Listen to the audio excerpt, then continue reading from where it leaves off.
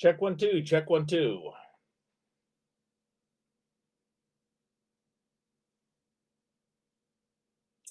There really should be words to this thing, Tom. You're a comedy writer. I would think you could at least put a jingle together for this.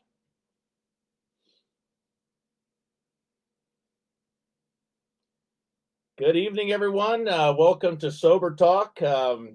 You are here because you want to get sober, or you need to get sober, or perhaps you're just sober curious. Whatever the reason may be, we're glad you're here. How do you know if you have a drug or alcohol problem?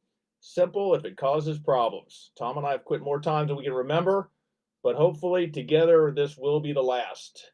Joel, let me know, did you not hear music? Did we, are we sounding good, everyone? Someone shoot me a comment. Just let me know that we're rocking and rolling, okay? Anyone? Bueller?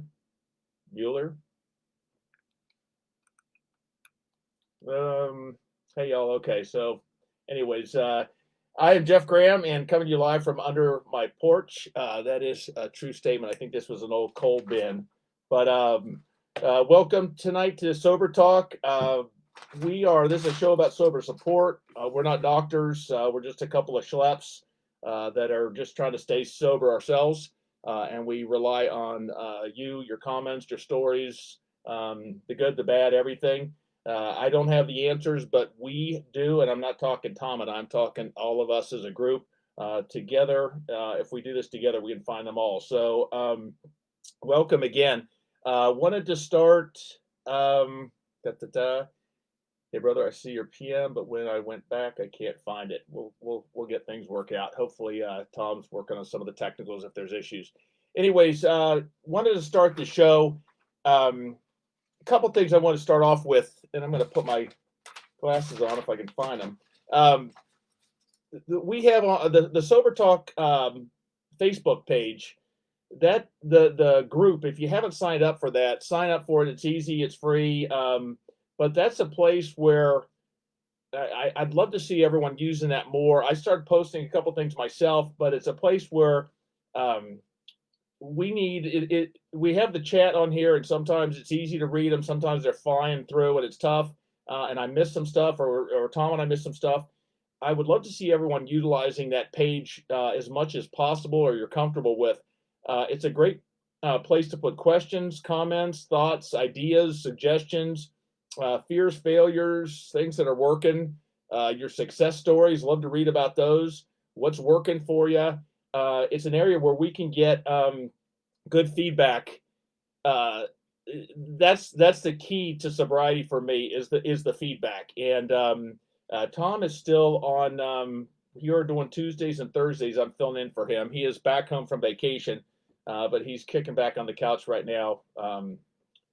Just criticizing me, I'm sure, with pen and paper, taking notes. But anyways, I'd love to see everyone using that Facebook page as much as possible. That's where we learn. That's where we can really express ideas, get ideas for the shows, for future stuff. Let us know if you'd like to be on the show. We're always looking for guests to speak to, wanting to grow with that. So fill that out as much as you can so we can all grow together. I've got a guest tonight that I'm really looking forward to, but I wanted to start off kind of setting it up for that. There was another site that I follow, a gal who was fairly new, I guess, into sobriety. She put something, I'm just gonna real quick. She said, I need help. I have so many triggers: music, Mexican restaurants, warm weather, dinners, clinking of glasses. What are the tools that help you now? And I wanted to kind of go over that. For me, sobriety is a two-step process. Well, first off, one of the responses for that was, where did I put it? There was a good response, but it basically said, stay away from those places, avoid the people, those kinds of things. But the consensus in recovery is that you'll hear this a lot, that alcohol is not the problem, or drugs. Those are the solution for my problems. They are what I did because of my problems. So the advice that was given, and it was a great little piece, and it's all very true, but the advice that was given was, you got to fix yourself, and the alcohol and the drug or those issues will take care of themselves. But if you don't fix those problems, um, the alcohol is just going to continue back, or the abuse of alcohol or the use of alcohol or drugs is going to continue to go back. I completely agree with that, but that does not help me when I'm at day 3, sitting in front of my favorite drive-through or convenience store, staring at a Bud Light sign blinking. Uh, Analyzing why I want to drink doesn't help me at that exact moment. I need to get through that moment. So for me, recovery is 2 parts. The first part for me was giving up alcohol. That was my vice. I was a massive beer drinker. I put the Anheuser-Busch kids through college. But for me, before I could worry about the fact that I pooped my pants till I was 7, and that's one of the reasons I drink. That doesn't understanding why those occurrences affected me isn't going to help me when I'm at that moment where I'm looking and trying to decide whether to drink or not. So for me, sobriety is a 2-part process. One is survival, and that's the first couple of weeks of I didn't care about my past issues. I wanted to not drink tonight, and that's all that my concern was. Once that was under control, I got the alcohol out of my system. I could relax, take a breath, go on fairly normally. Then I started working about those, the problems as to why I drank, why I wasn't happy, why I felt the need. And that's a key. It's a massive point. I don't want to belittle that one bit.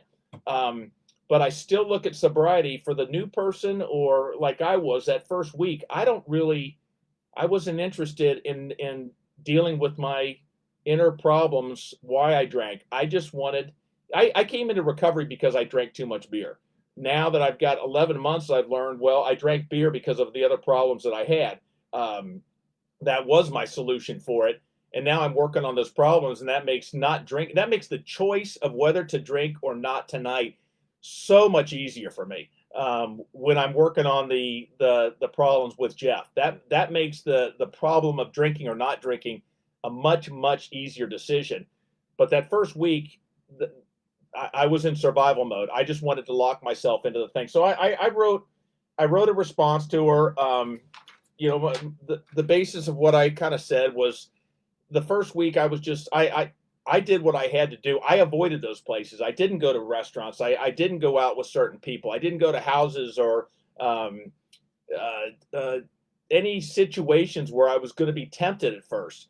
As I got things under control, then I started to go back into it, because life is life, and we're in a world where people drink. It is going to be around us, and if you want to lock yourself in the tower for the rest of your life, that's one way to avoid drinking, but that's not living life. I've got to learn how to be in the situations that might be uncomfortable right now at first, so that I can enjoy life and have a good quality of living. So there's 2 parts of recovery. There's the survive at this moment. Well, there's the fix the immediate problem. There's the survive right now, tonight, the standing in front of the liquor store moment. And then there's the fix the long-term problems. So anyways, the guest, I'm going to give him a buzz here.